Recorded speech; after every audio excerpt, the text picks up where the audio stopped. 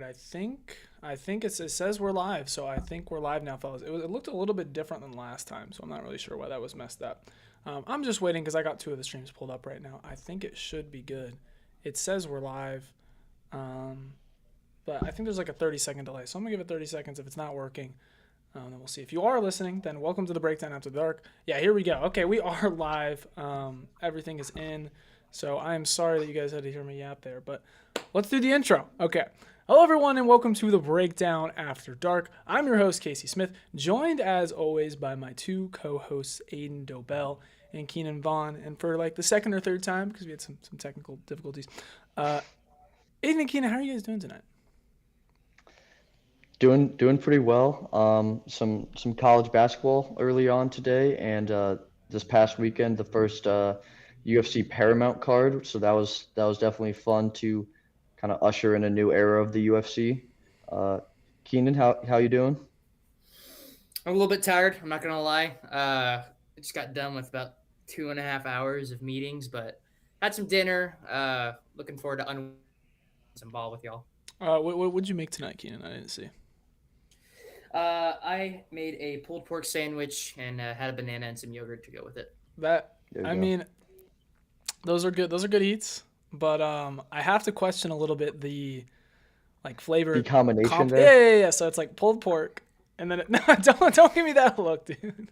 No, it's not even. I understand what you're saying, and I agree. It was mainly just whatever I saw in front of me. I just grabbed it with. I was so hungry, I just didn't care. So you were like It was like it was just a give and go situation. Like we just got to get in, got to get out. Exactly. We're just getting This something. was like I'm in line at a cafeteria. We're just grabbing stuff and we're going. Did you even see the sandwich I made, Aiden? I made that so Uh, quickly that I kind of just I got ingested. I mean, I saw concepts of a sandwich. Yeah. Um, we had Kind the of just ham, got. we had the turkey, I we I had. I really didn't see you make it. I saw you sit down with it, and next thing I know, it was gone. Well, So, the stream was starting soon. I knew we might have some technical difficulties, so I was like, hey, I didn't even have time to put like wet. I don't know. Do you guys like a wet sandwich?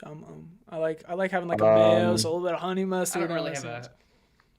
I I don't really really don't have have a, a preference. yeah, I'm not a big condiments guy on my sandwiches. Okay, well, you guys like dry sandwiches. That's fine. Well, speaking of sandwiches, I had a good segue there, but it has eluded me. But something else that has eluded someone else is the Broncos. The Super Bowl has eluded them, not just the Broncos, but some other teams as well. But we're going to get into our NFL section here on the Breakdown After Dark. We're going to talk about the divisional games and the Super Bowl, as is our thumbnail. And pretty proud of the thumbnail today, fellas. At PHNX, they've been teaching me how to make like erasers and stuff, and so I decided I want Drake May, I want JSN. Let's get them on there. Is it wrong to have JSN as the cover guy, or should it have been Sam Darnold? No, Not at definitely all. not. Darnold played outstanding, but JSN's been the guy for Seattle this year, so I think you made a good choice there. So let's get into that. Do we want to talk Patriots Broncos first, or Seahawks Rams? I think I see we should Um, get Broncos Patriots out of the way. yeah, yeah, it was I a agree. boring game. It was 10-7. Pats come out on top. They're going to the Super Bowl. Um, their only touchdown came off of a Jared Stidham like backwards pass fumble BS type of thing. And then next play, Drake May ran it in. What are your guys' thoughts on this game? It was one of the worst games of football I've watched in a long time. I'm usually a guy all for like silver linings and trying to make excuses like, hey, maybe it was just great defense. No, it was ugly to watch. It was just a punt fest. I expected Jarrett Stidham to struggle because the Pats defense is really good. But to watch Drake May struggle the way that he did genuinely surprised me. I know it was snowing like crazy by the second half, but he just did not have a good performance at all. I mean, he didn't even complete half of his passes. His only good play on the day really was one, that touchdown, and then two, I just found this out that he changed the play call on the clutch third down conversion to basically take them to the Super Bowl. Outside of that, he did not play like an MVP. Not he didn't even necessarily change the play call. The play call was a stretch run. He just decided, I'm just going to keep this ball. So I, credit to Drake May on that play for, calling his own number and sending his team to the Super Bowl. But yeah, outside of that, he really did not play well. I think he had 85 total passing yards in the game. 86. 86. Like he really couldn't. Neither team could really get anything going on offense.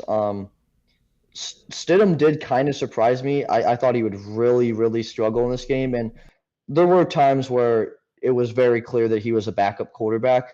But he made some good throws in the first half before the blizzard kicked in, and then neither team could do much of anything. Yeah, I thought Stidham was solid for like what I would have expected out of him. I mean, I don't know. This is a guy who has started 5 NFL games before this, and he's getting thrown up against. I think it was 5. I think this was his fifth start. So you're getting a guy who's very inexperienced. He's going up against the top end defense. He hasn't played with the starters, and like he was fine. I thought that like the fumble play though, like really epitomized what you're going to get out of him. Where like he's just clearly not experienced. Like it was kind of a hilarious play because he just kind of got happy feet and he was like, oh my gosh. Like he just kept on going backwards and you could see the panic in his eyes. And then he just like, I don't even know where he's trying to throw it. I know football's a fast game, but like, come on. But yeah, I got to think going into next year, what do you guys think the Broncos, because I saw this stat earlier, what do you guys think the Broncos record was in 1-score games this year in the regular season? Was it like 12-0? It was probably pretty good, if I had to guess. It was 12-0. It was 12-0, which historically, when we look at teams that are really close in 1-score games, they tend to regress to the mean the next year. Not that saying winning 1-score games isn't a skill, but there's a little bit of some chance to it. I would not expect them to go 12-0 in 1-score games next year, even if Bo Nix comes back fully healthy. So I think they're going to not be the 1 seed. I mean, I don't know if that's a ridiculous take, but you're always going to say, oh, we're a young team. We have a young quarterback. Like the future's bright. The window's always shorter than you think it is. Yeah, with the year 2 quarterback and how good their defense is, the window is right now for the Broncos. Sucks about Bo Nix. Who knows if this game would have been much different if he had played. I think it was just kind of neither team really could move the ball because of the weather. We saw a bunch of missed kicks. I saw something that said Jarrett Stidham threw up a paper airplane on that interception at the end of the game. So we'll see if the Broncos are able to kind of get back. I do still think they're a really good team. To me, their biggest issue, I just think they don't have as much talent offensively as you need to be a true Super Bowl team. Like outside of Cortland Sutton, there really isn't a whole lot of talented pass Franklin is not a starting running back. Marvin Mims, dude. Come on. Evan Ingram. No, we can't be throwing big passes to little Jordan Humphrey next year. Jordan And McLaughlin. RJ Harvey cannot be Elijah the RB1 Moore, next year. Pat Bryant. Like, dude, this is the all wide receiver 3 first team. Or wide receiver 4. Wide receiver 4.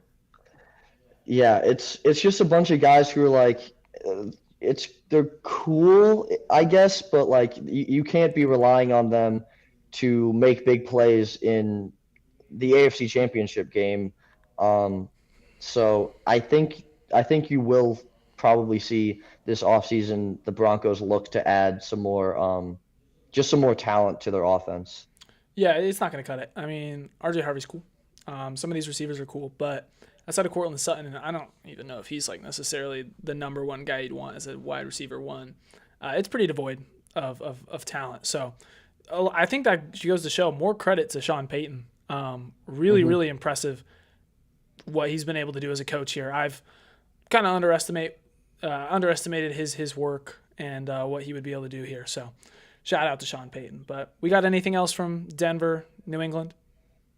Um, Not really. Just that Jared Stidham, when he wasn't pressured, looked pretty good, and then Yeah. anytime that anytime that the Patriots would send any pressure to him, yeah, like you said, he would get happy feet, and he would just you could see just the panic set in where he would just kind of start drifting back in the pocket, didn't really know where to go with the ball. So sucks for the Broncos. I think this season might be a big what if for them. What if Bo Nix didn't get hurt? What if he had played in that game? Who knows? But um, yeah, just still a lot to build on for Denver. But shout out to Drake May for leading this Pats team to the Super Bowl. Well, then if we're moving on, we're going to Seahawks Rams, which was the much more interesting game in my opinion. And it came down to the wire, 27-31. Seahawks come out on top. Rams did get a shot at it. They did get the ball, but ultimately ended on a play where Stafford, led Puka towards the sideline, couldn't get out of bounds. He got tackled inbounds, and that would do it. What are your guys' thoughts from this one? Also, no fourth quarter points, which was sucked a little bit from a viewing perspective. It just kind of it felt like a game where the Rams were just playing catch up most of the game. I don't know. It just kind of felt like the Seahawks were always in front. I know it came down to the wire, and personally, this was the perfect remedy for the AFC Championship game because what we saw was an elite duel of quarterbacks. I mean, Stafford and Darnold's stat lines are like eerily similar. They both threw for 3 touchdowns, no picks. They both were fantastic. Both Puka and JSN dominated. This was just a fantastic game.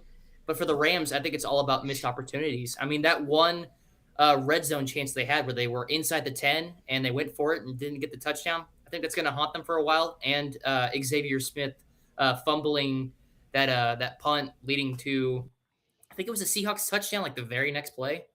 Yeah, very next play it was the Jake Bobo touchdown. Hey, love seeing Jake Do you know, Bobo in the NFC Championship you know game. who drafted Jake Bobo to their 32-man league team? It was me. I Uh, Cannot I imagine he started much. uh No, he didn't do no, anything this year. I think they said that touchdown catch was like his fourth or fifth catch all season. So kind of nuts to make such a big play in such a huge game when you've kind of just been pretty absent the rest of the season. That Xavier Smith muffed punt was absolutely brutal, and he muffed multiple punts in this game. Like there was one that he was able to fall on himself, but I mean that second one, what are you doing? Like he went to his back basically to try to field the punt, um, and after that point you saw Kyron Williams was back there to punt, so which is a decision in its own right, putting your starting running back there to return punts. Um, awesome game.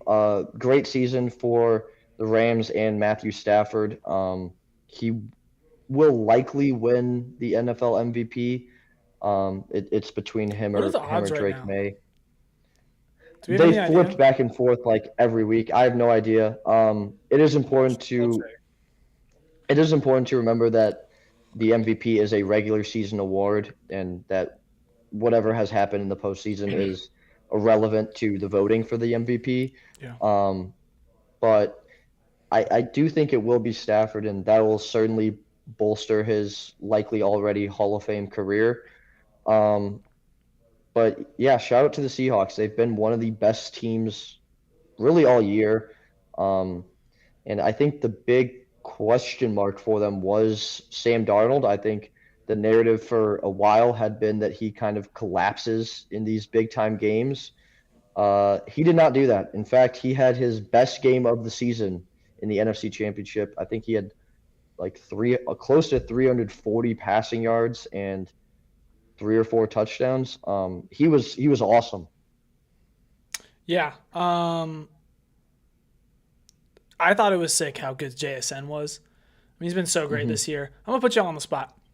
JSN is a top what receiver in the NFL right now? Top three minimum. Top one. You He think he's is the number one? best wide rec- He is the best wide receiver in the NFL, at least right now in this current moment this season.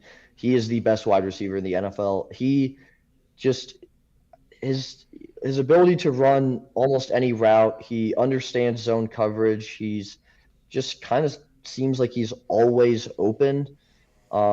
He doesn't really drop the football. He is just a really special player, and they are finally getting the player that we saw him be at Ohio State. I would not still put him over Justin Jefferson. I think that it's close. I understand it, but I think football is a little bit less changey or sticky than people think. You know, there's a lot of factors going on, and like Justin Jefferson Hmm. statistically had a worse year this year than last year. Do I think he's gotten any worse? No, the situation just changed. Yeah. So I think there's a lot of factors at play, but JSN's still Hmm. obviously very talented. Um, and like it's nuts his development after his rookie year, which was like pretty disappointing, all things considered. I think he had under 500 receiving yards. Like it was not good at all. And then last year where he was really good, but then he takes another leap like to a completely different level that even the biggest JSN fans like really probably wouldn't have even dreamed of. So a little disappointed he couldn't get to 2K because he was on pace for that like pretty deep into the year. But I Hmm. think top three, top two. I'd put Jefferson over him. I think you could put Chase, maybe even Puka over him. But um, Yeah.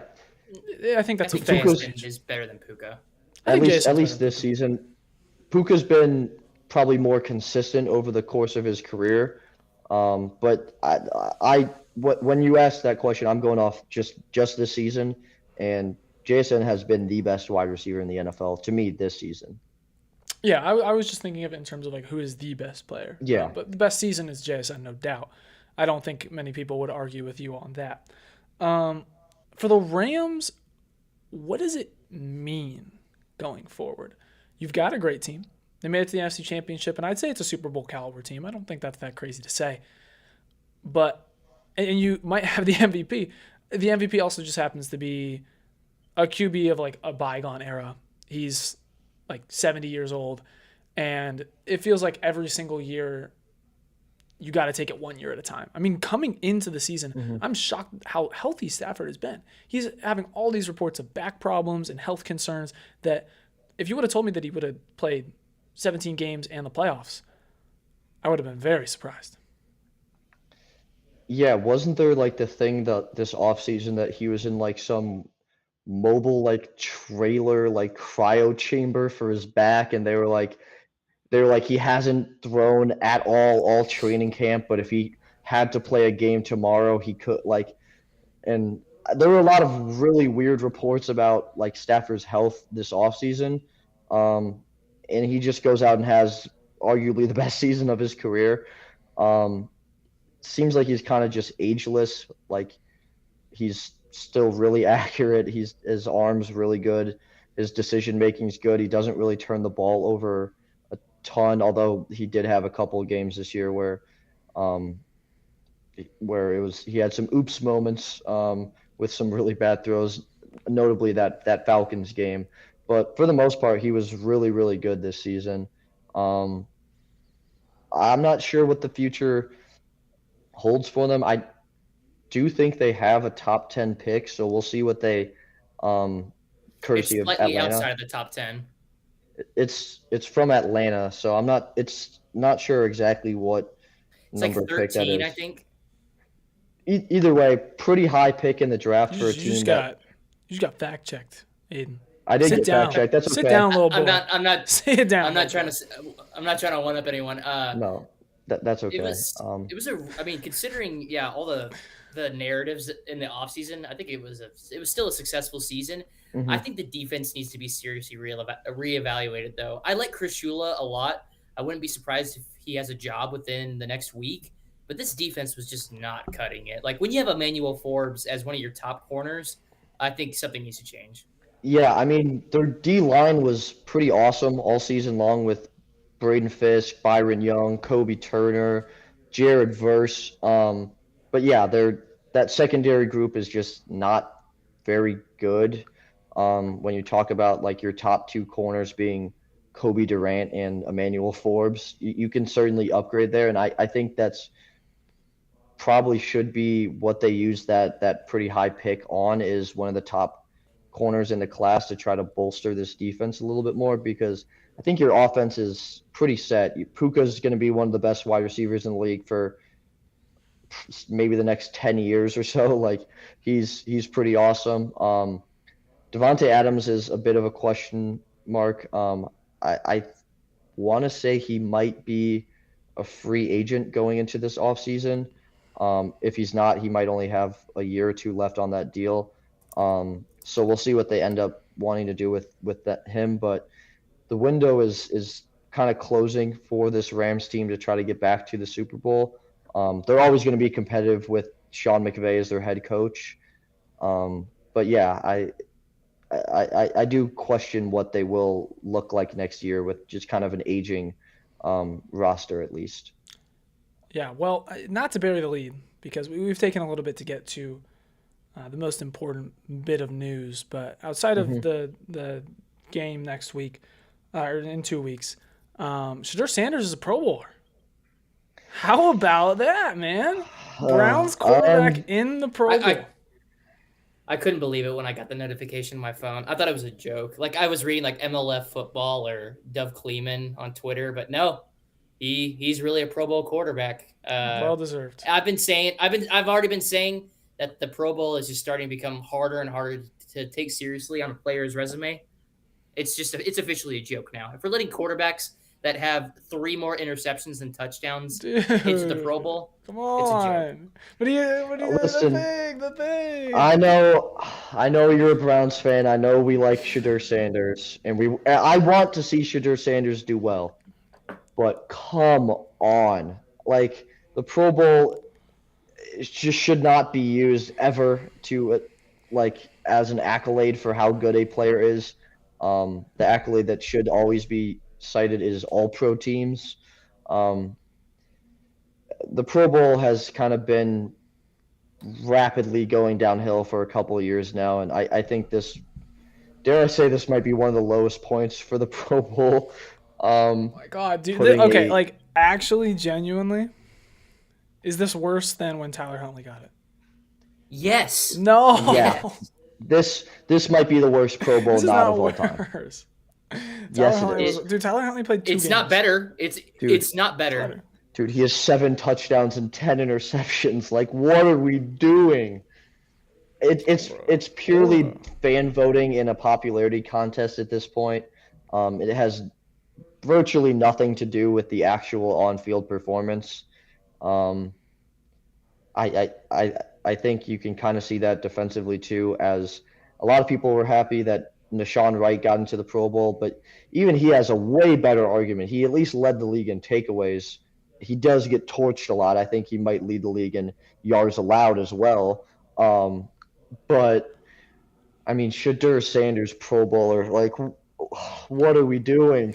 I think you're just mad that he did it before Caleb, but whatever, dude. I could not care less. All right, let's move on. That should wrap up our NFL section as we get on to Player of the Week.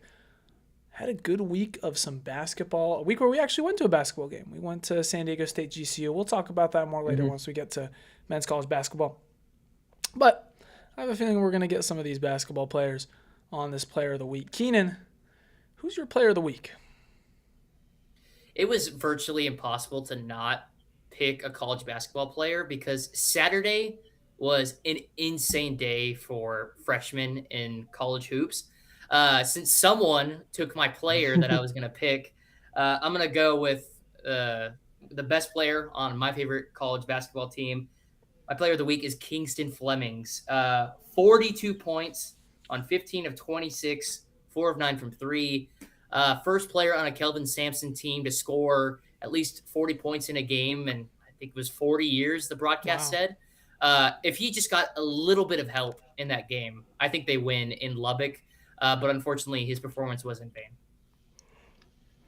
Yeah, he had a wonderful performance. One of the best of great performance, packed weekend in college hoops. It's really been headline breaking. But Aiden, who is this player that you picked that Keenan's so upset that you stole? He is very upset that I stole one guard from the University of Illinois, Mr. Keaton Wagler.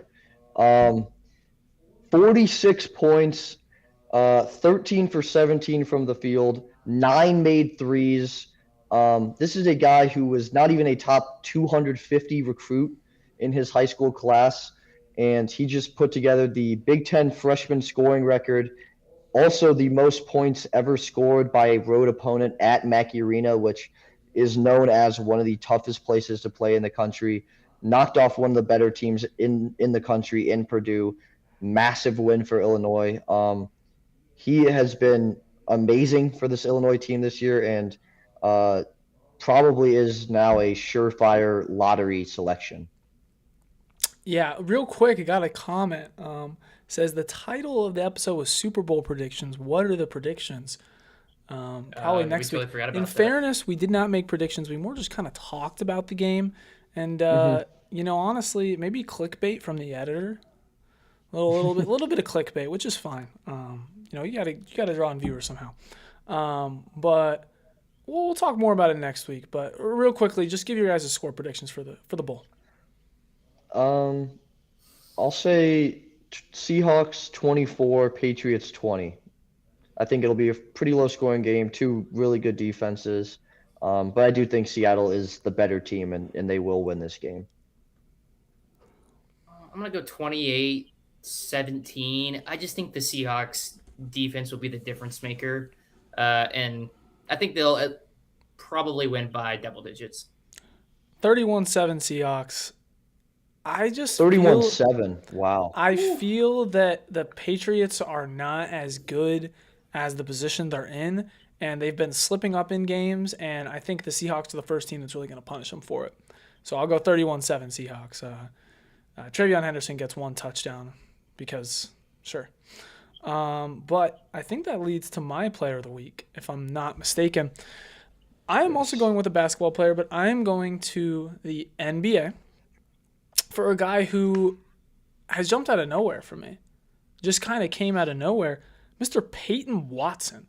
The Nuggets have been really, really hurt, and they've kind of just needed anyone to help them out, and they've been playing pretty well. They haven't completely slipped. They've been winning a good chunk of games without Jokic, missing Jamal Murray and Aaron Gordon for some time, and Valanciunas for some time, and I think Bruce Brown has missed time, and just anyone who's anyone on this team has missed time, even Peyton Watson himself. But 35 points, 8 rebounds, 3 assists, 2 steals, and 4 blocks in his most recent game played. And before that, he had 18 points as well. He's got multiple 20 bombs, a couple 30 bombs over the past month or so. And it's crazy because we're talking about a guy who averaged 3 points a game in college. He was not a starter. When they drafted him, I thought it was ridiculous. So this leap that he's taken, he's always been a really good defender.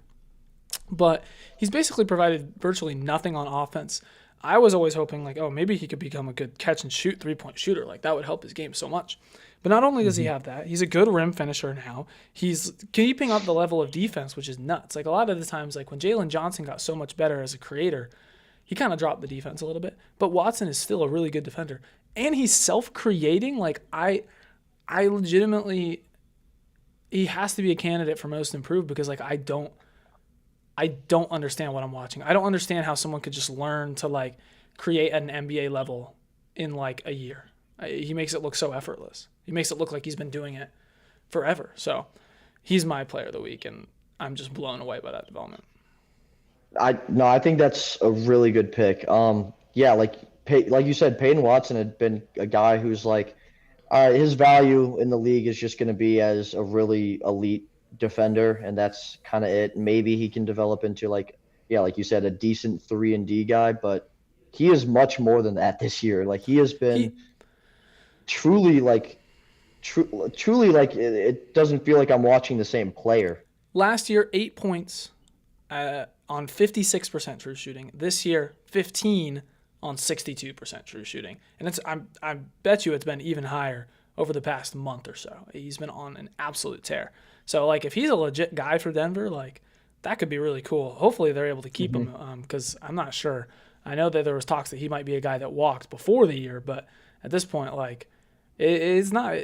You don't get a chance to develop guys like this very often. Like the last one you got was Jokic, and you got pretty lucky with that, where it's a later round guy, and they just kind of develop and they keep getting better. Like you got to hang on to those players. Like the Clippers have had 40 Peyton Watsons over the past 20 years where they draft a guy in the second round who's toolsy, and he just turns into nothing. So if they let him walk, I think that would be a big mistake. But speaking of the NBA and speaking of the Clippers, let's get into our NBA section. And the Clippers have won 15 of the past 18. A fan went out and said if they did so, he would eat paper.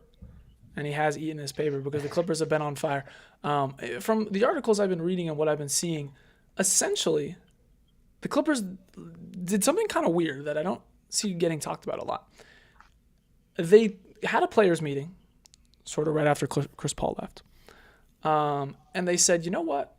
This is a new season. We're just going to pretend like the season just started today.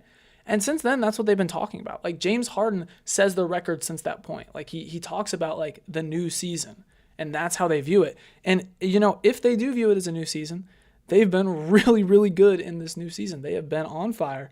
They have been winning a lot of games. And they've been getting good performances from all sorts of guys. Even when Zubac has missed time, the Clippers have been good. And, you know, right now they're still in the 10th seed, which goes to show you just how low they were. I think at one point they would have been like 8-21, I think, was the number. Now they're 21-24. So, I mean, what a roll from this Clippers team. And now they're a game back from the 9 seed. They're behind the Trailblazers, a game back. They're 3.5 games behind the Warriors, and about 6 games back from the Suns and Timberwolves. So where do we think they'll end up? Can they even keep up this hot streak?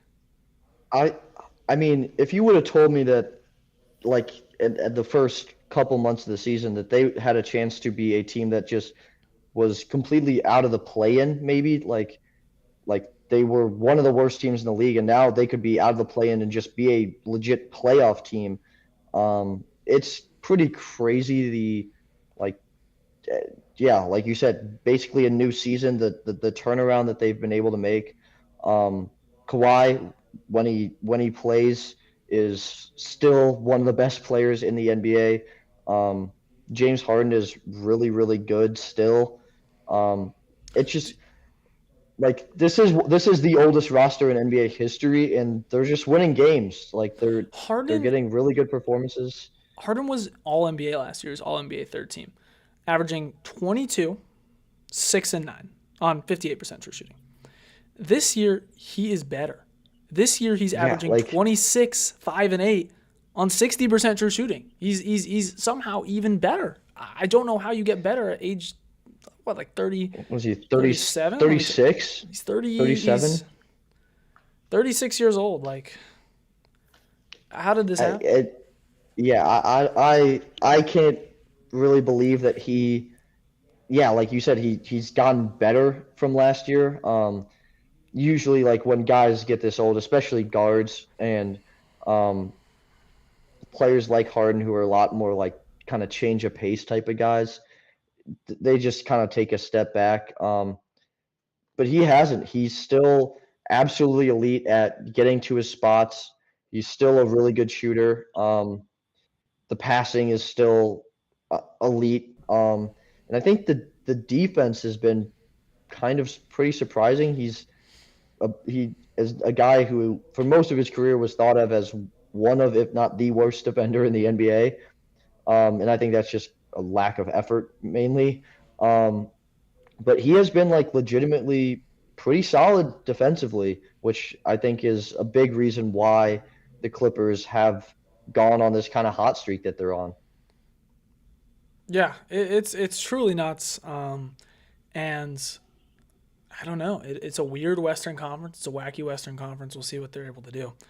In line with the weird conference, the Suns. They've been better than most people thought this year, myself included. They've really had a lot of role players step up. Dylan Brooks has been good. They've gotten good play out of Colin Gillespie, Oso Ighodaro, all sorts of guys.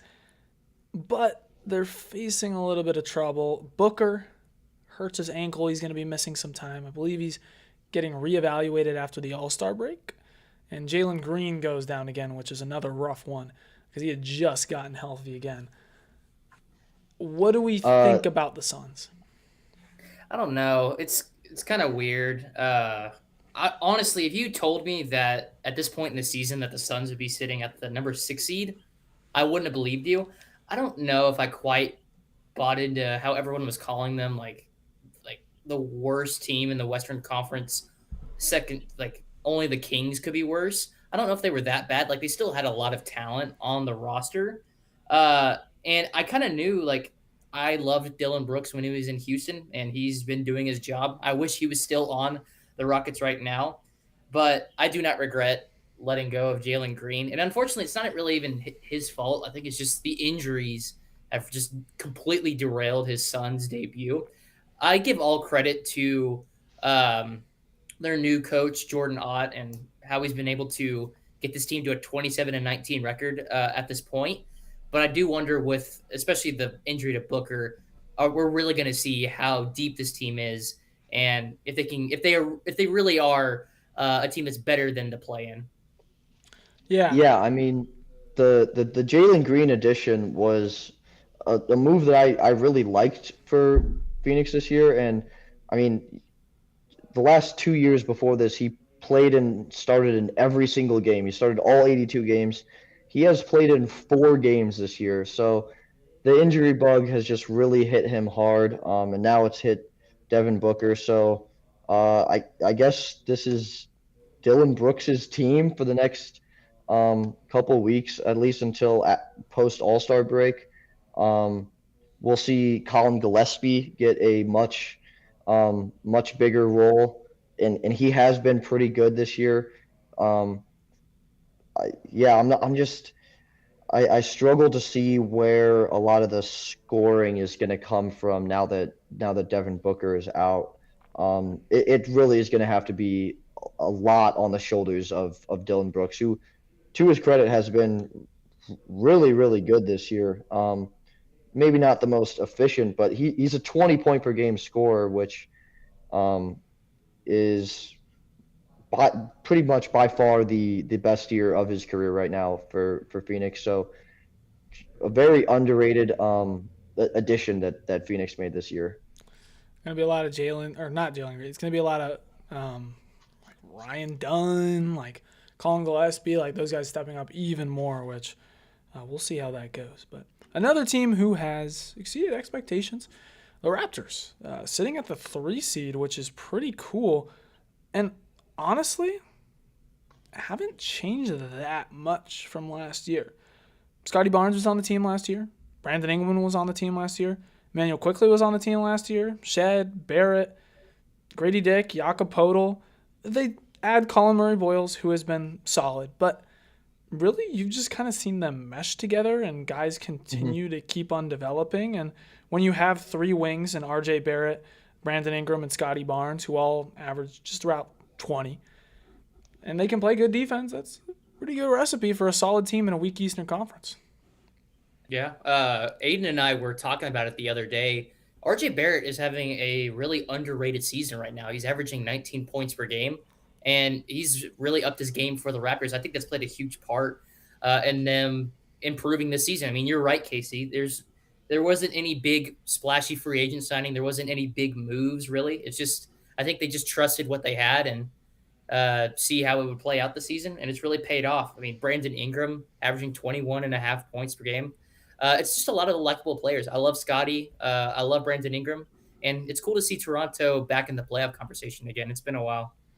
Yeah, I mean they just kind of kept getting better. Like Scotty Barnes is a legit defensive player of the year candidate for the Raptors this year.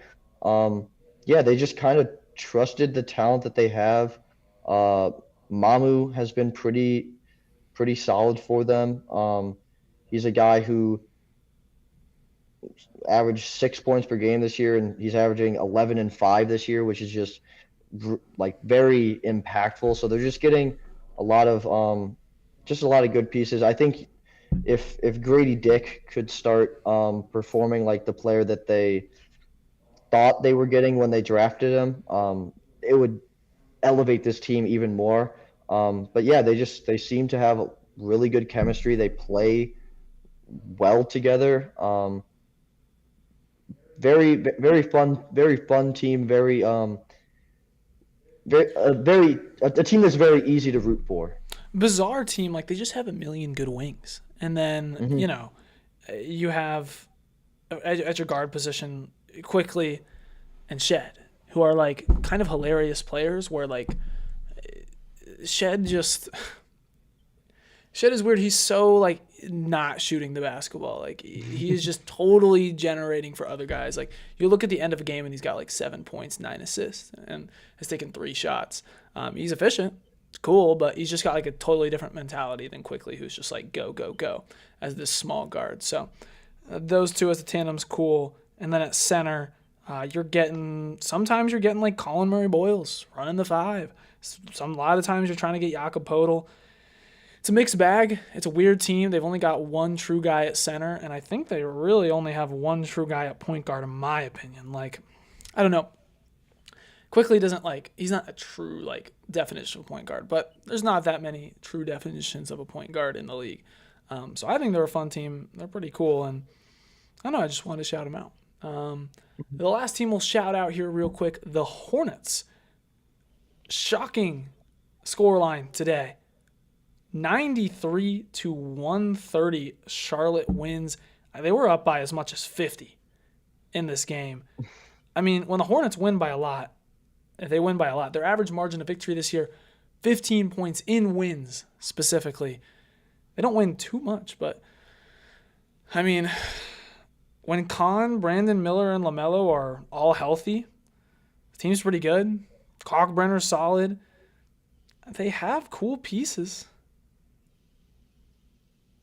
But Yeah. what are you working with? Colin Kneppel is awesome. I loved the pick when it was made, and yeah, he's been awesome as a rookie. 18.9 points per game is crazy.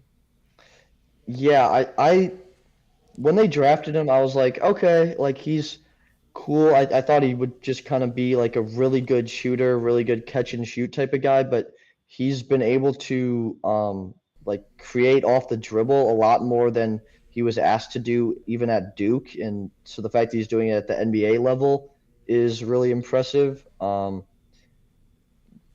This team is just so weird because yeah, like you said, like when they do win, they win by a lot, and I think that's because they have a lot of guys who are capable of just exploding and having huge offensive nights. LaMelo might be the biggest one of that. He's so inconsistent. He has games like the other game that you saw where I think he was like 1 for 15 from the field, but he can have games where he hits 9 threes. So the Hornets are just such a interesting team. I think in this game, almost every single player on their roster played. We even saw some Pat Connaughton minutes at the end of the game. Um, the Sixers are a very weird team as well. Tyrese Maxey, who has been awesome this year, was really, really rough this game for them. 3 for 12. VJ Edgecombe was 2 for 11. Just was not the Sixers' night.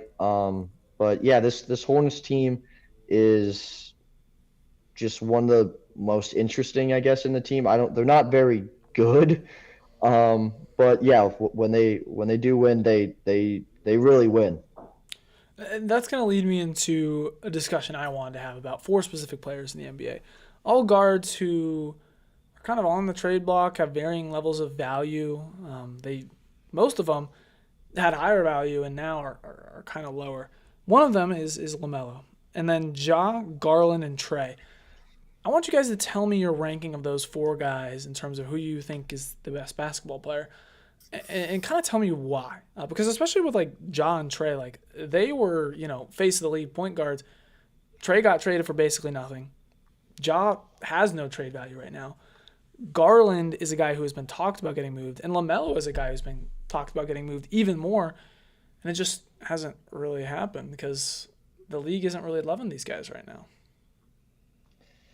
Um, when I look at this list, uh, I feel pretty comfortable putting Ja Morant in the 4 spot, I at agree. least this season. He just is horribly inefficient.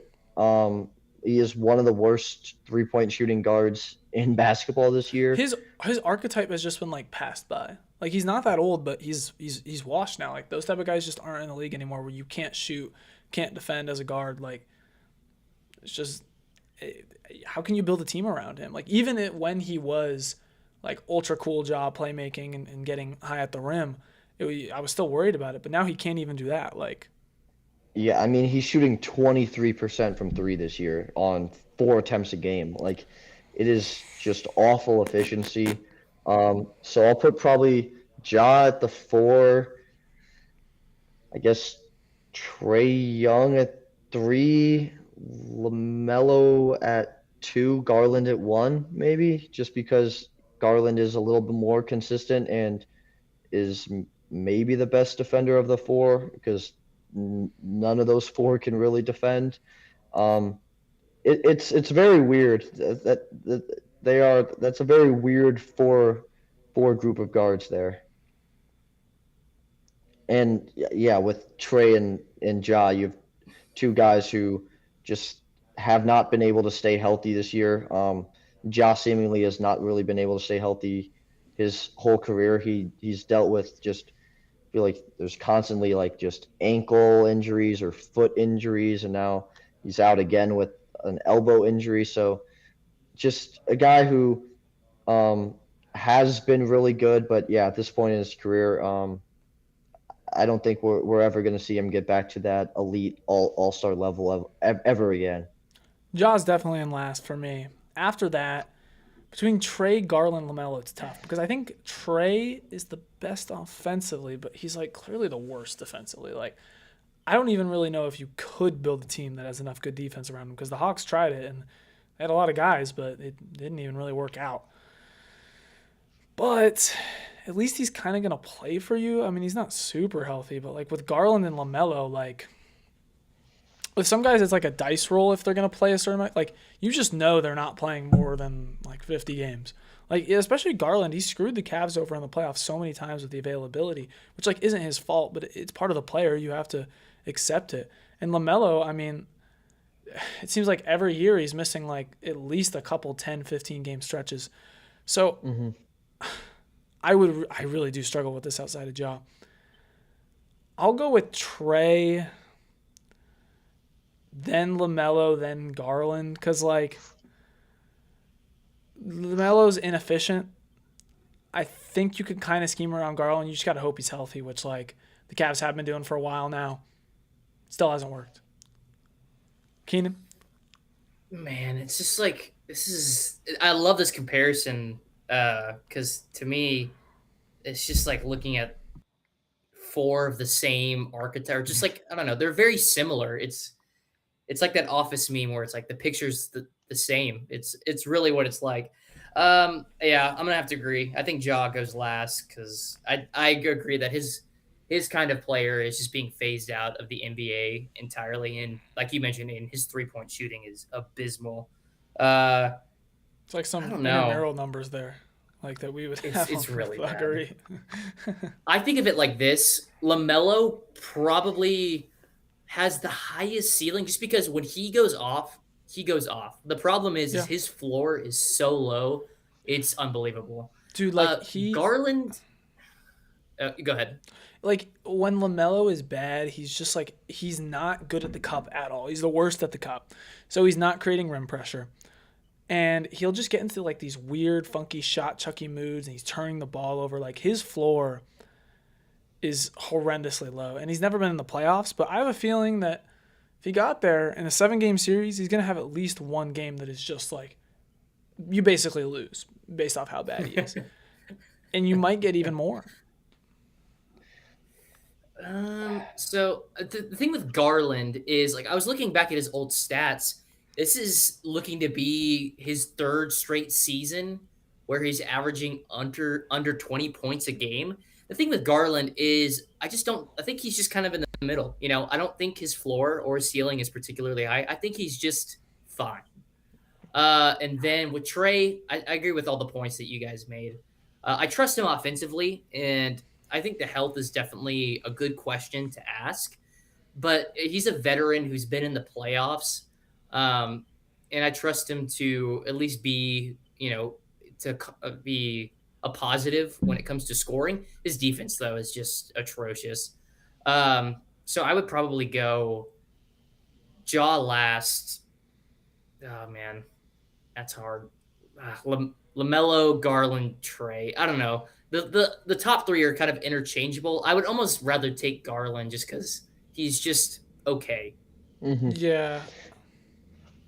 Yeah, I think the Cavs are in a particularly bad spot because, like, that gets amplified when you have Donovan Mitchell, who's also a small guard. So I think they should, even though I think they have the best guy, I think they're the team that might gain the most from getting rid of him. The Grizzlies just aren't going to get anything back.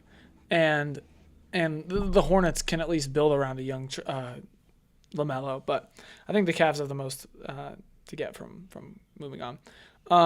I mean, sorry. I just want to say I cannot believe they're paying Garland $40 million a year. Oh my. Okay. I was under the impression it was maybe like 30, 40 million a year is really rough for a player that's just is probably not going to be a 20-point per game scorer. Yeah, I just want to throw that in there. Yeah. Well, we're going to move on to college basketball. First, though, before we move into men's, I want to talk a little bit women's. Aiden, you know the I've been thinking a lot about the Audie Crooks film breakdown TikTok I sent you. Because that was just like... It's bad. It's bad.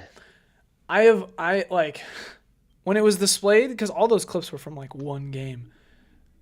Dude, she like is so horrible defensively. Like it's kind of hard to even like wrap your brain around the level of not caring that she has. Like it's genuinely like some dude you're playing pickup with level. Like she doesn't even track the ball with her eyes, let alone move her feet as the center, where that's the most important position on the defense.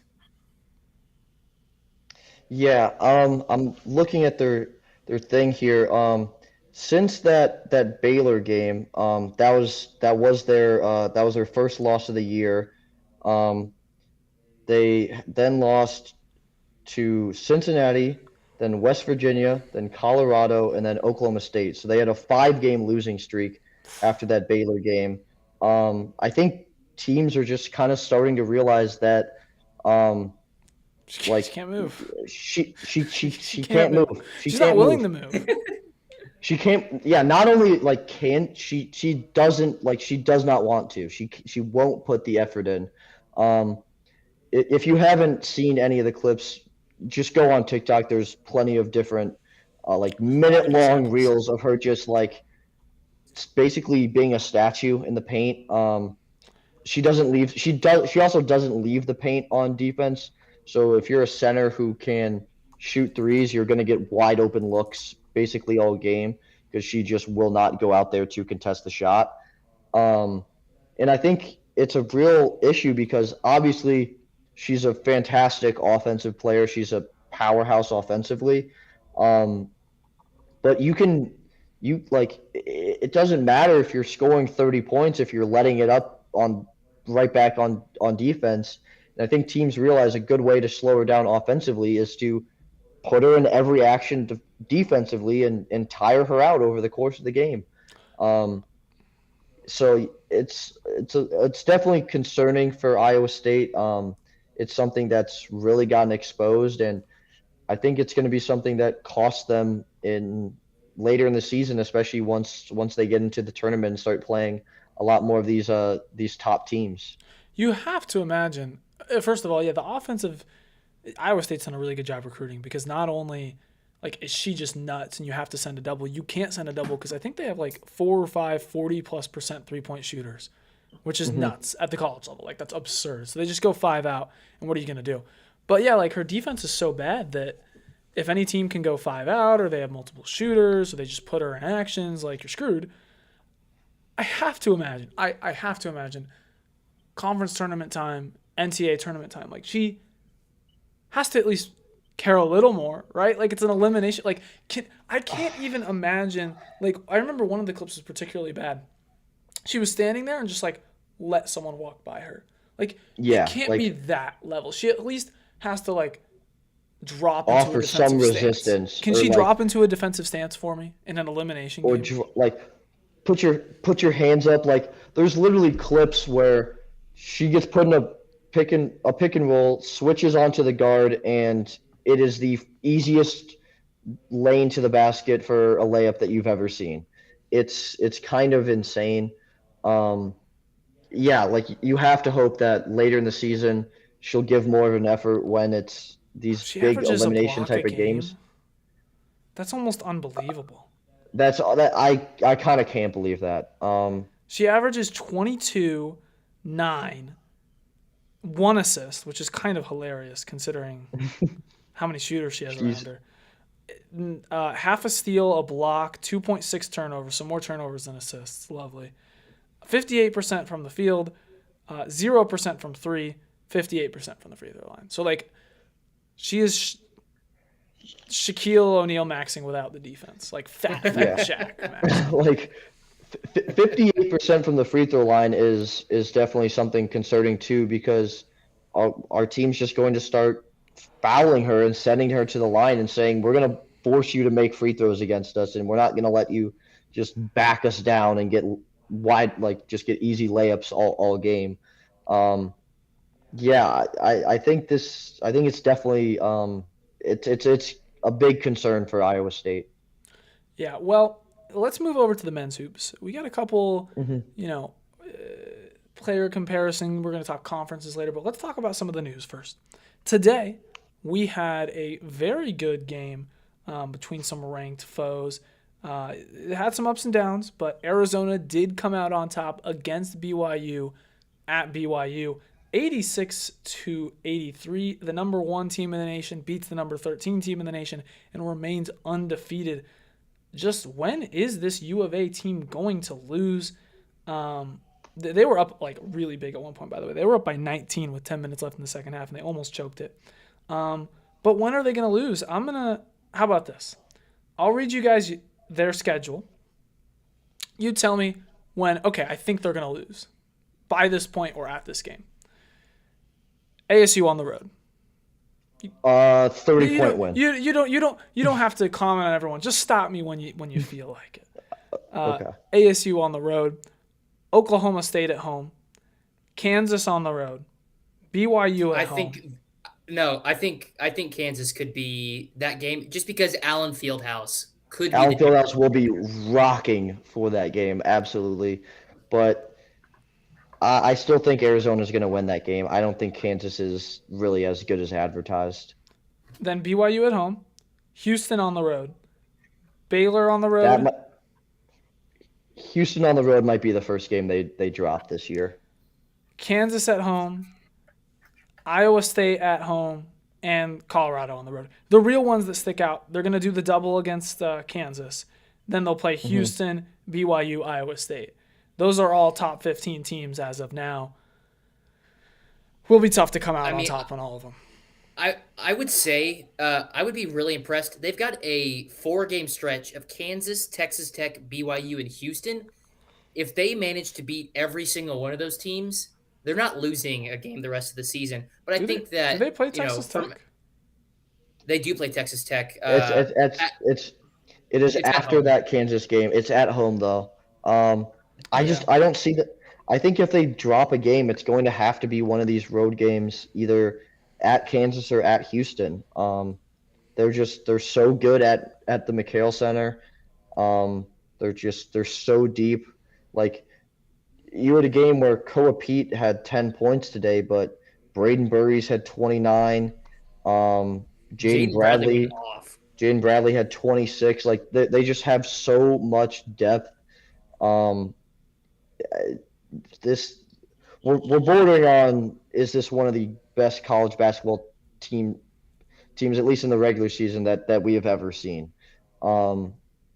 With the level of competition that they beat, the fact that they're 21-0 right now, they've been the number 1 team pretty much most of the year.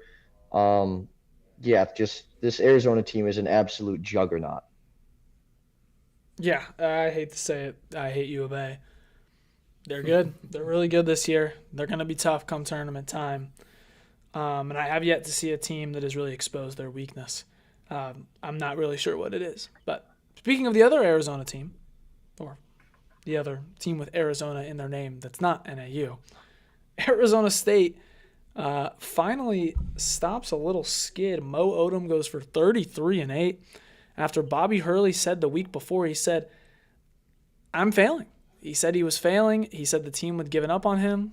And they responded by getting a win at home. They went out and decided to beat Cincinnati 82-68. Fair play, Mo Odom. What a game. When he's on, he is one of the most electric and fun players to watch in the country. Unfortunately, there are a lot of games where he's just chucking shots, and you're like, dude, stop! Like, stop shooting so much. Um, but yeah, there's games where he has games like this where he just is unstoppable. He's getting to his spots. He's getting to the line. He's hitting threes. Um,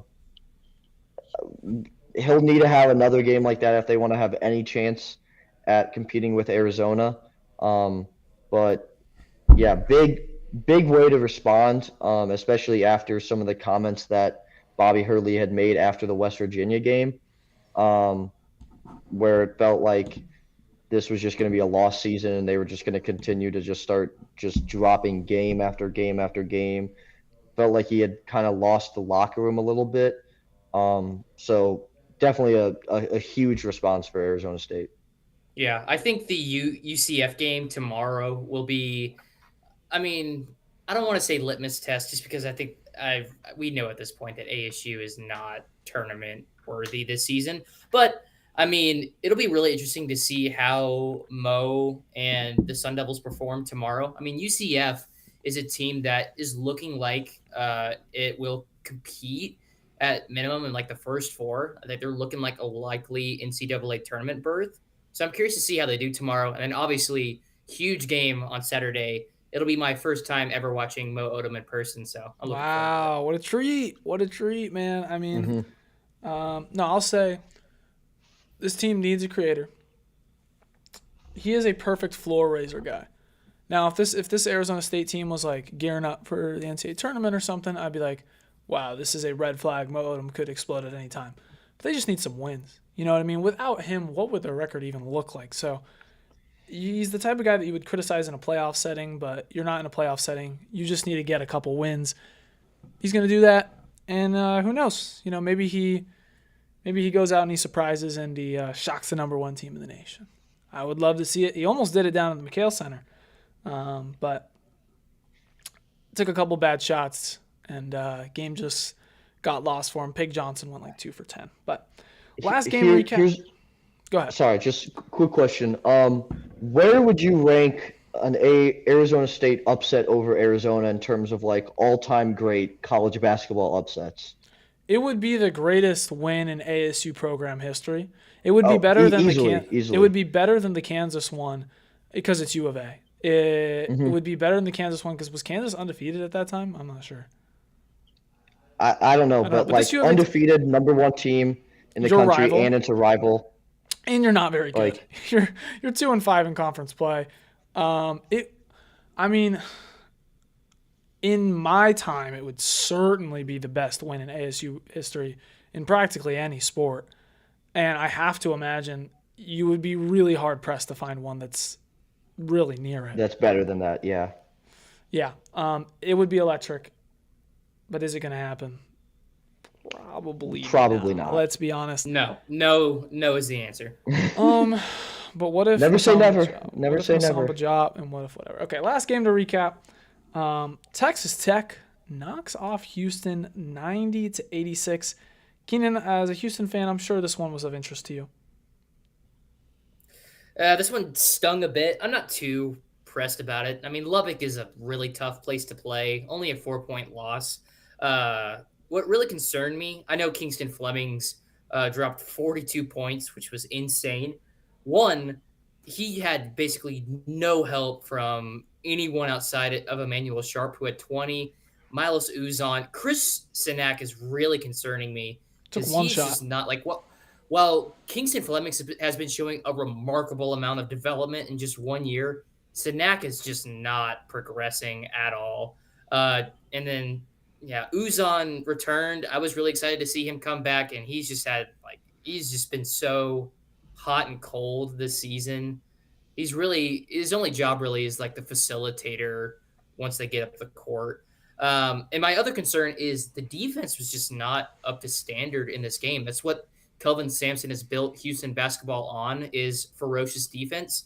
They were getting lit up from three. JT Toppin had a phenomenal performance. Donovan Atwell was killing them from the 3-point line. And I think a lot of that is because as good of a scorer as Kingston Flemings is, his defense was pretty lazy at times for the Cougars.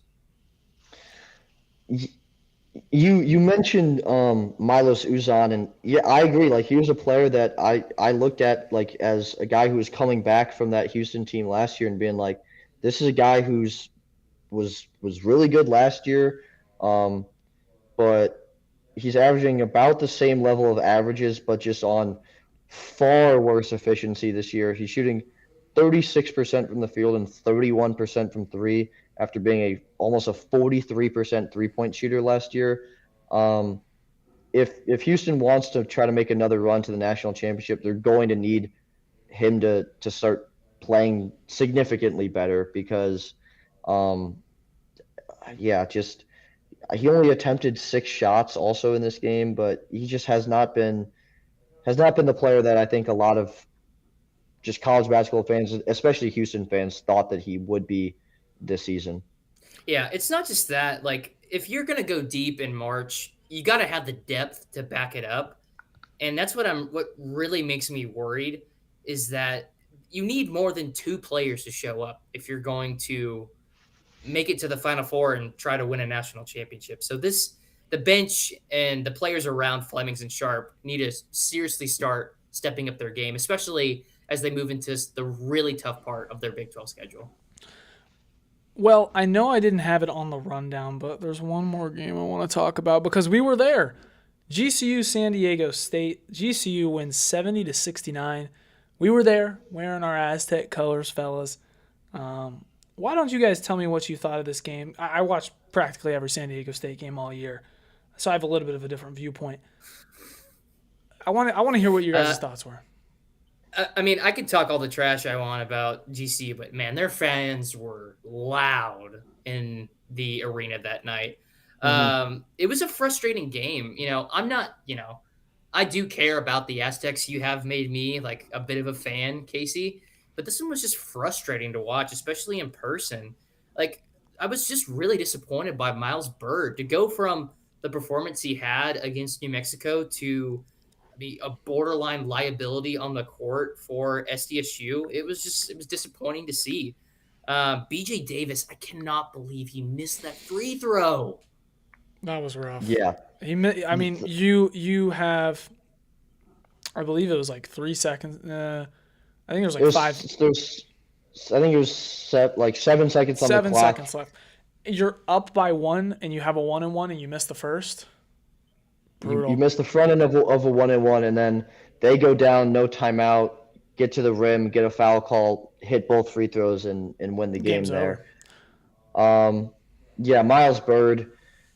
I not only was he horribly inefficient in this game, he was 2 for 10 and 0 for 6 from three. Um, the quality of looks that he was getting were just really. He was taking some really Just- just questionable shots, like early in the shot clock, pull up threes in transition when he hadn't been shooting well all night. Um, and you mentioned it when we were at the game, like he's so athletic and he uses that athleticism so well defensively, but he seemingly doesn't know how to use it on the offensive end. Like he's the most athletic player on the court. He's 6'7" guard. He should be trying to get to the rim almost every time, but he kind of just settles for threes a lot of the time when he's not a great 3-point shooter. yeah. Yeah, I mean he was incredible on defense. He had 7 stocks. He was all over the floor. But yeah, he didn't contribute offensively. He was taking really bad shots. It would have been one thing if he was passive or just wasn't hitting his open looks, but he was pulling some horrendous stuff and really getting in the way of the flow of the offense. And then he turns around against UNLV, drops 23 points on 8 shots, couldn't miss, 5 for 5 from three, and he's still doing the cool defensive stuff with 4 steals. He's always going to be a good defender. He's always going to be all over the floor, but truly he needs to figure out his offensive game because it doesn't feel like he has a rhythm or a spot he tries to get to. Like his spot is that really deep three, and he's not particularly good at it. I like him more as a driver than anything else, using his really big frame, long wingspan, and athleticism. But we love talking Mountain West basketball. But are they a top end conference in college basketball? I wanted to ask you guys, we're at a point in the year where we're about halfway through conference play. I want to know your guys' thoughts on the top 6 best conferences in men's college basketball right now. I've been looking forward to this ever since you sent out the rundown. If you don't mind, I'll get us started. Yeah, absolutely. To answer your question, Casey, look, I love Mountain West hoops, and I'm trying to cherish this version of the conference while I can, since it's going to really change with a bunch of teams, including SDSU going to the Pac-12 next season. But I do not have them in the top 6. They just don't have enough quality teams, unfortunately. So with number 6, and I almost moved them up to number 5. Never thought I'd be saying this, but give me the Atlantic 10 at the number 6 spot. Uh, St. Louis has just been such a feel-good story this year, 19-1. But it's not just that. You've also got quality teams that I think could definitely make a run in the A10 tournament and clinch a berth to the NCAA tournament. George Mason is a really good second-place team in a conference. They're 18-2. They only have 1 in-conference loss.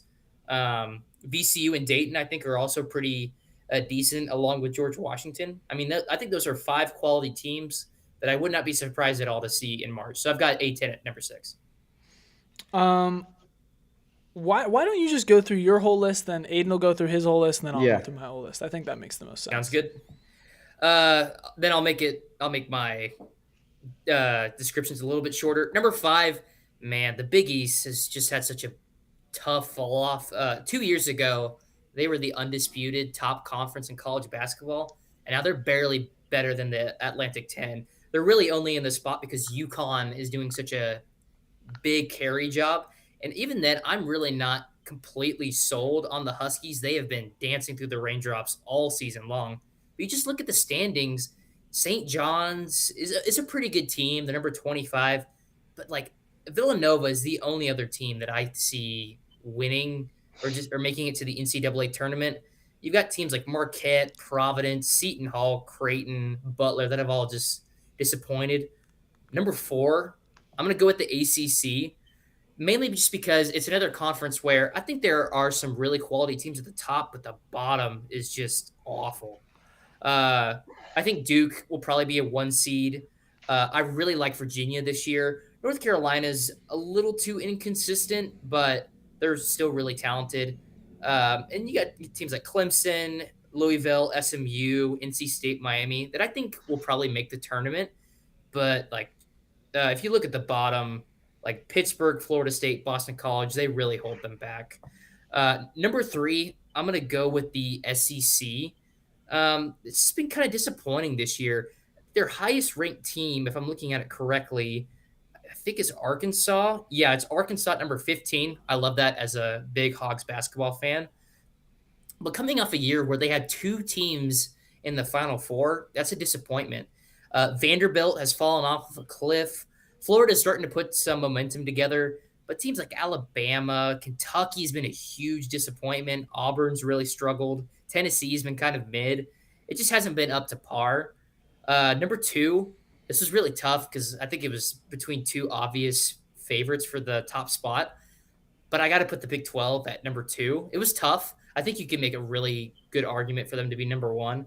I mean, they have the number 1 team in the country that looks unstoppable. Houston, Iowa State, BYU, Texas Tech. I'm a little skeptical of Kansas at number 14. But again, it's another conference where I wonder what's in the middle. Is UCF really that good? Is West Virginia that good? Uh, Baylor, Kansas State, Utah, I think are some of the worst teams at the power level. And number one, I'm going to go with the Big Ten. Really excited to see how the game between Nebraska and Michigan goes.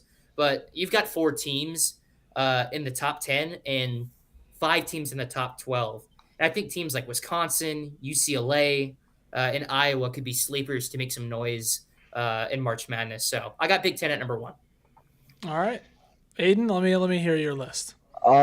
Yeah, so I I lack one of the conferences that you mentioned. I put the Big East at number 6.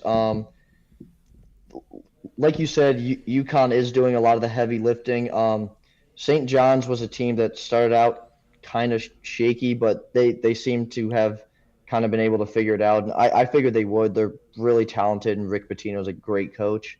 Um, but yeah, I look at a lot of the teams in the Big East, and there's just not a lot of really good teams. Like Villanova's been solid this year. Creighton's been okay. DePaul has been somewhat surprising, but for what they usually are, but as a whole, not great. I, who knows what happened to Marquette this year? They've been awful. Yeah, it's kind of sad to see what the fall off of the Big East after, yeah, like you said, being one of the best conferences in the country just a couple of years ago. But yeah, moving into the number 5, I did have the Mountain West up there. I just like a lot of the teams in it, and I think consistently year after year, the Mountain West is one of the most wide open conferences. Um, I liked what I saw in that GCU game that we were at. I think they're a very underrated team that can definitely make some noise. Utah State, although they've lost a couple in a row, started out really well and is still a really good team. San Diego State's a great team, 14-5, but a lot of those losses are to really good teams. And then obviously you have the Baylor loss, which is continuously not looking great, and then the Troy loss at home is really really rough. But all in all, the conference is pretty good with the teams that you have and fair. But the bottom half of the Mountain West is definitely pretty rough. Um, Number 4, I did put the SEC here. I think the SEC this year has just been really disappointing. There are teams that I think people thought would be really good this year, namely Florida coming off of a national championship. They've been teetering on whatever. Georgia was a team that started off really hot, but has lost a couple and just got killed by Texas. And Texas is up and down. They might be the weirdest team in basketball. They beat ranked teams and they lose to teams that aren't very good. Um, just a really weird conference with just not a lot of great teams. Like Vanderbilt started out 16-0, but they're 17-3 now. Just really weird conference. I had the ACC at number 3, kind of just because I felt like it's fairly deep with, I like Virginia Tech. I think North Carolina, like you said, is very talented, even though they've been somewhat inconsistent. The top end teams like Duke and Virginia and Clemson are really good, but they just have more talent overall, and they're just a little bit deeper, in my opinion, than the SEC is. Um, and number 2, and these top 2 are kind of interchangeable for me. Number 2, I did put the Big Ten, and really just for me because the bottom of the Big Ten is so horrible with teams like Penn State and Northwestern and Maryland. Obviously, the top end talent in the Big Ten is probably the best of any conference in the country, with Nebraska, Michigan, Illinois, Michigan State, and Purdue, all being ranked very highly. We'll see how legit Nebraska is I think tomorrow when they play Michigan. Um, so kind of interchangeable them. And what I had as my top conference in basketball, which is the Big 12. I think this is just the collection of the best talent in the country. Arizona is clearly the best team in the country. Houston is really very good. Texas Tech obviously is very good. They just beat Houston. Iowa State is a very talented squad. BYU with AJ DeBansa and Richie Saunders is really good. UCF can definitely make some noise. Just a very deep conference. Even Cincinnati, who ASU just beat, has been one of the. They're 10-10, but they're one of the best defensive teams in the country. Like the Big 12 just is full of really good teams and really talented teams. So that is why I had them as my number one overall conference. Yeah, well, I think I'll get in on mine then. So at sixth, I have the Mountain West. In comparison to the A10, I do think they're better. I mean, you look at the top three teams in the A10: Dayton, George Mason, and St. Louis. The top three teams in the Mountain West: San Diego State, New Mexico, Utah State. That's really close. But I would have to give it to the Mountain West. And then I think they just have a thicker, fuller set of those middle teams. And then the bottom end of both conferences are rough. Like LaSalle and Air Force are both terrible. But I'll take like a GCU, Nevada, Boise State, UNLV over maybe what you're getting from Duquesne or Richmond or one of those teams. At five, I have the Big East. I think you just have to give them the nod over the Mountain West because UConn is so far and away like better than anything the Mountain West has to offer. And while a team like Marquette is terrible, there are levels to it. Like Air Force is one of the worst teams in the country. Like they are 300s in Ken Palm, while Marquette is bad, but like they're not Air Force bad. They're not even like San Jose State bad in the Mountain West. So that I have them at five. At four, I do also have the SEC. I think they're disappointing. I don't think they have the top end talent like any other of the conferences ahead of them. I think teams like Vanderbilt and Texas A&M and Florida are cool. Florida's had a really tough schedule. I think they'll be a solid team in the tournament just because of how battle tested they've been.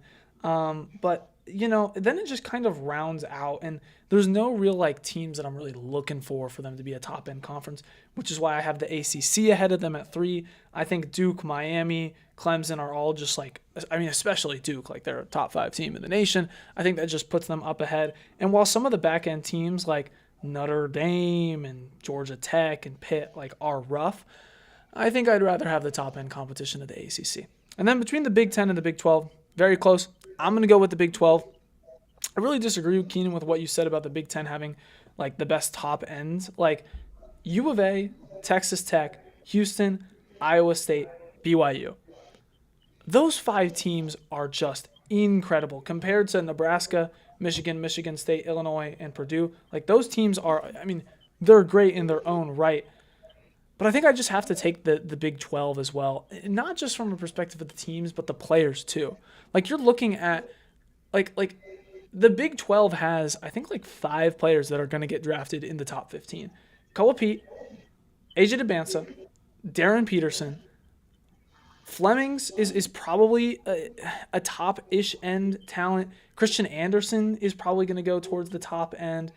I mean, you're looking at a lot of like higher-end guys. Obviously, there's a lot of season to go, but I have the Big 10 at 2, the Big 12 at number 1, and I also just think like a Baylor, Oklahoma State, Kansas State, Cincinnati. That's the bottom end of the conference compared to Nebraska, Oregon, Rutgers. It's slightly better. No diss on the Big 10 though. So personally, I have Big 12, Big 10, ACC, SEC, then Big East, Mountain West, and then I would actually have the West Coast Conference over the A10. Like if you're gonna, shout out a conference for having good top end talent, like Gonzaga. Like I know them and St. Mary's and I don't know. I might even have the West Coast Conference over the Mountain West straight up. Like, is Gonzaga not better than anything they have to offer? And then St. Mary's and St. Clair aren't bad either.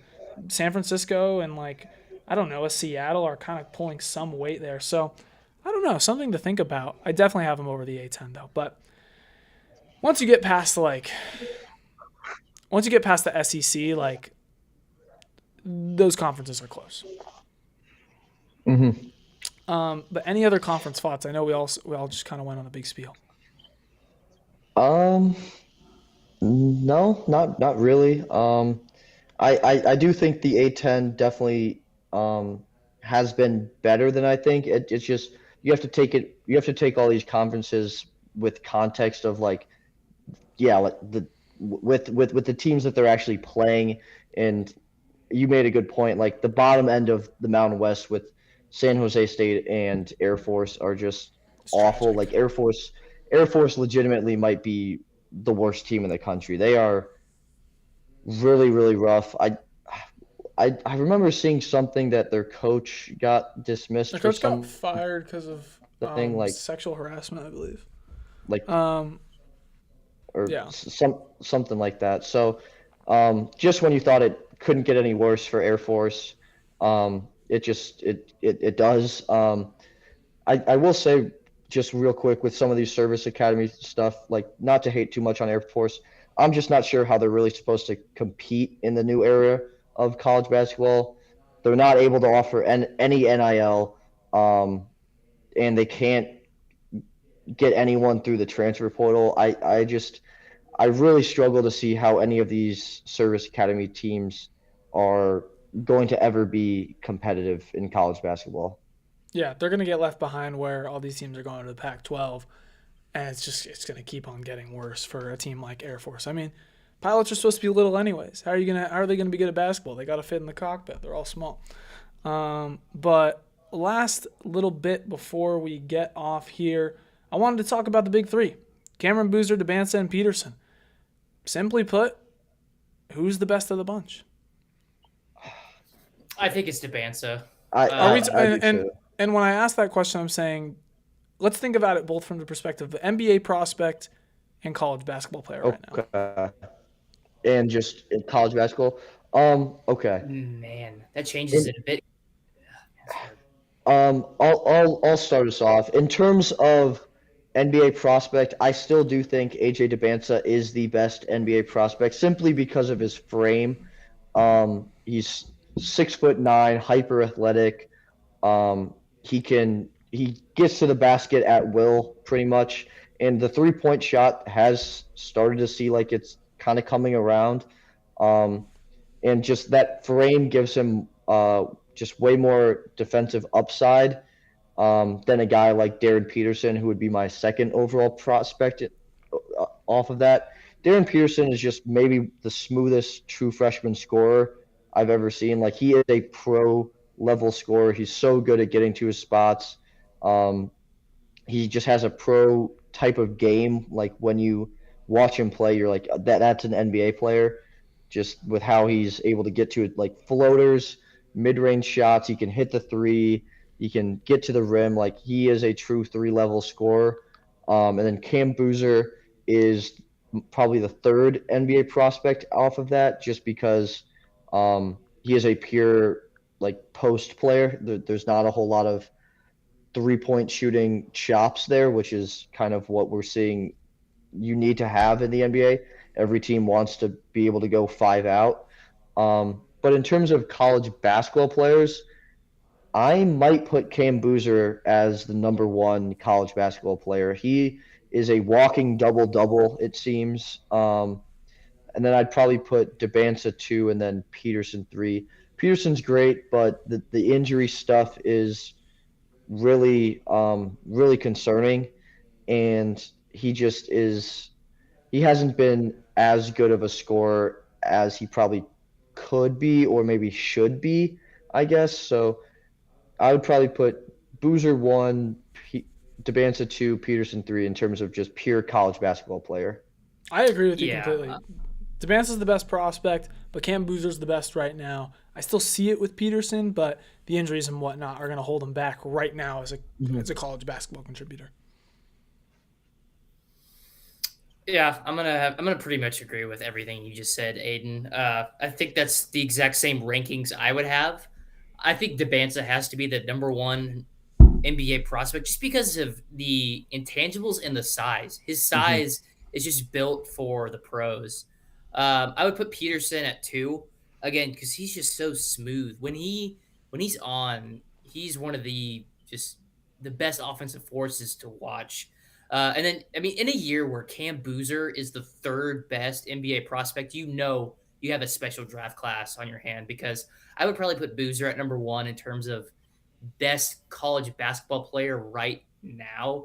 He's just, again, he's a walking bucket, making huge contributions to Duke right away. I'd probably put Debanza too. Like you said, Aiden, he's starting to develop that 3-point shot. He's averaging around 20 points a game in his first year. And then, yeah, I think Peterson, again, when he's in, he's like undisputedly one of the best players in the country. But availability is the best ability. Not if you suck. Like if you were able to show, like Keenan, if you were able to show up to all our Thuggery games, would you be the best player? Available. I mean, I think that would. I think that would count for something. Yeah, being like, it's not only the game. Like, it's not only the games that Peterson's missed. It's the fact that there's been games where he literally like sits out in the end of the game because they're just like he's got hamstring or calf injury or like it's definitely really concerning some of the injury stuff that we've seen from Darren Peterson. But when he's healthy, he is one of the most fun players to watch in all of college basketball. Yeah, he's a lot of fun. I think Debanza's the best right now. He is absolutely just sick to watch. Or not the best right now, but he's going to be the best long-term in the NBA. But I think that wraps it up. And unless we have anything else, no college basketball, no NFL. I think we're all good. You want to say anything about UFC, Aiden, before we dip out? Just the fact that it's on Paramount now, so I think it's much more accessible than it ever has been. You don't have to pay thousands of dollars a year on every pay-per-view to watch every fight. You can pay like $8.99 a month for a Paramount Plus subscription and get to watch every UFC event. There's another big event this weekend that I urge people, if you're not a big MMA fan, to at least check that out because there will be a lot of really fun fights on that card. Yeah. I think it's cool that it's on Paramount. Pay-per-view was one of the biggest turnoffs because I could never watch the UFC casually. Like I enjoyed going out to like Buffalo Wild Wings or whatever to watch with my boys. Yeah. But I think it's good it's on Paramount. So that will be exciting. Also, before we go, what should I put on the thumbnail for next one? I'm thinking like Shedeur in a Pro Bowl jersey. Would that be tough? No, not Shedeur. it might have to be some sort of college basketball thing or just another Super Bowl graphic or of some sort. Shedeur in a Pro Bowl jersey, and the title is like. Is Shedeur the best young quarterback in the NFL? Yeah, buddy, that's no. How much more does Shedeur have to prove before we put him in the Hall of Fame? But that's but like the caption, because there's a difference between like the title and like the you know how there's Browns the thing have their guy. Browns QB1 best QB since who I don't even know. Is he the best Browns quarterback since Otto Graham? What you could put is you could put two of the best freshmen in the entire country going against each other next Saturday, Debanza versus Flemings. Ooh, that'd be tough. Or maybe it's like some ASU water polo. Okay, buddy. We're just shamelessly plugging at this point. Dude, they're 5-0. They beat the 7th team in the nation, the 13th team in the nation, and the 15th team in the nation this weekend. Okay, you're gonna let me put an ASU gymnastics thumbnail. Sure, bro. We'll go ASU gymnastics, ASU water polo, and we'll go. What is gonna be? Like, I was gonna say, I don't know. I don't know what it would be, but we're just waffling at this point. I need to change the logo so it has like a water polo ball on there. Oh my god. Oh, We've truly lost it. Okay, well, I think I'm gonna call it a night. I still got to shower and stuff. I still need to play. We need to play our Madden games from Madden League. Oh yeah, and we should play our game after this. Yep. Maybe do a little live stream on the channel, bro. That'd be sick. Too much Let's pressure. Too much pressure. let's You let's crash not do out. that. Okay. Too much Well, pressure. I can't handle it. all right. Well, next week when I ask you how you're doing, you need to tell me about your Madden League games. Win, Yes, lose, or draw. absolutely. All right, though. That'll about wrap it up, though, for the breakdown after dark. Thank you, everyone, so much for listening. Nice, like, beefy 1.5 hour stream here tonight. So, Yeah. whether you enjoyed our NFL sections, our college basketball sections, or us waffling about